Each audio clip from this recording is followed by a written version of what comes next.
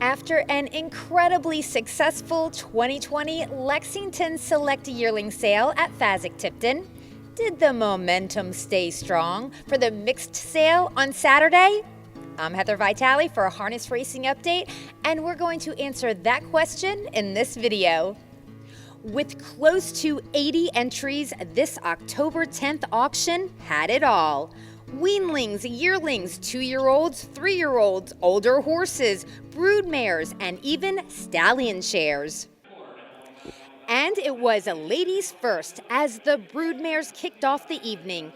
Blue with Envy, hip number 921, brought $75,000. The daughter of Muscle Massive was consigned by Preferred Equine and purchased by Mario Zuanetti of Atlantic Trot as the agent. Mario, who did you get this mare for and what'd you like about her? Very good conformation, solid pedigree, and in fall to first crop sire, green shoe. So pretty exciting, to wait for whatever is a colt or filly. And I bought it for James Willahite. He has about 10, 11 mares boarded at Kentuckiana Farms. And we had a pretty good year selling yearlings, so we'll reinvest in the business. You're not from around here, are you? You're not from Kentucky, I can tell. So let's get your background. Where are you from, and how long you've been living in the United States? Originally from Italy, I came in 1985 and still here. Also, we do want to say that Mario is of almost an angel fame. So you used to drive and train, right? Correct. And I stopped at the end of 2006. Now you're still a pretty big deal because there was a horse in the sale this year named Mr. Zuanetti. Now, how did you feel about that? Good. The owner of the yearling called me when the horse was born, and I dealt with him, for a few years, and very nice fella from Western Kentucky, and he's got a few good mares, and he asked me if it was okay to name a horse after me. I said, yeah, sure. Then I completely forgot until he called me this year, and he said, I'm sending you some picture of your horse. I said, what do you mean? He said, yeah, the horse that I named after you. Oh, okay. So it looked pretty good, and Hip number 248, Mr. Zuanetti. We will keep our eye out on him. Yeah, for sure. Yeah. The stallion shares going up for auction did very well, with one share of 2012 Horse of the Year, Chapter 7, going for $130,000.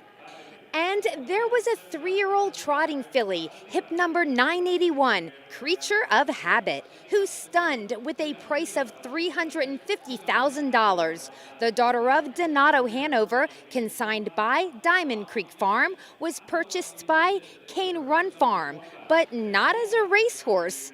We chatted with Elizabeth Caldwell for the scoop. Elizabeth, you paid a pretty penny for this filly. What's the story there? So my mom's the breeder, and we sold her as a yearling here, and I believe she brought $130,000. So we still own the mare, but she hasn't had a filly since then, and we'd obviously like a daughter, keep supporting the family. And she has a colt on the ground by Cantab Hall and is barren for next year. So she's getting older, and here we are.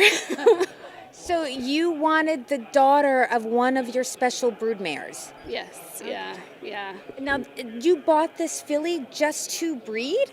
That's pretty much our plan right now. We actually bought her in partnership with Bluestone Farms, so that helps a little bit. But we'll have to talk about it further and kind of see where we are. But the plan is to breed her. Now, have you talked to your mom since you got her back? And what has she said? Yes, she was like, what? I thought we were going to 300. So, I was like, well, that was going to be my last bid, but... Well, you got her. That's great. Congratulations. Thank you. I appreciate it. We're excited. All eyes were on hip number 993 as Marseille, a winner of over $500,000, entered the ring.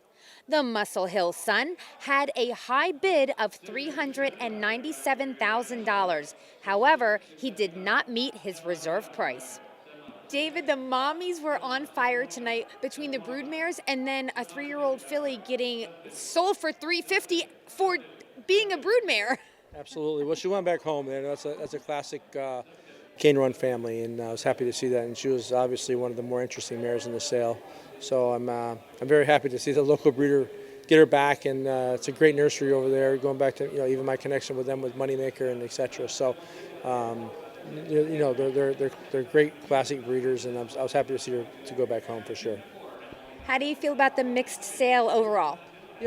A little mixed actually. Some parts I was disappointed in, some parts I was happy with. So it's one of those things. We try to have a mixed sale come here, and our numbers was a small catalog, a little condensed, and we had a little bit of scattering of everything. We had. Mares, shares, and racehorses, etc. So, we had some good trade, and then some of the ones fell short. But, we gave it a crack, and it is what it is. We'll turn the page, and and it include Lexington Sales Week, and it's good to be over, but it was a successful week for sure. It was, and I'm really looking forward to 2021. I don't think you can get here quick enough for me, but. Here again, just a shout out to everybody, and including you guys' coverage, and all the race fans, all the breeders, and the owners, trainers, etc. Because Lexington's unique, and I know it was a little different this year. But one thing is I know people were plugged in from a lot of places. Via the internet, our viewership of the online auction. Not even I'm talking just from a bidding point of view, but just a viewership point of view. It was high numbers all week, and we missed everybody who couldn't come. But let's definitely get to 2021 and come on back to Lexington for sure. From babies to broodmares, from weanlings to a Tim Tetrick watch, we had a marvelous mega-packed auction here in Lexington this week, and I am so glad you joined me for it. Remember, for complete information on the sale, just log on to harnessracingupdate.com. I'm Heather Vitale for HRU.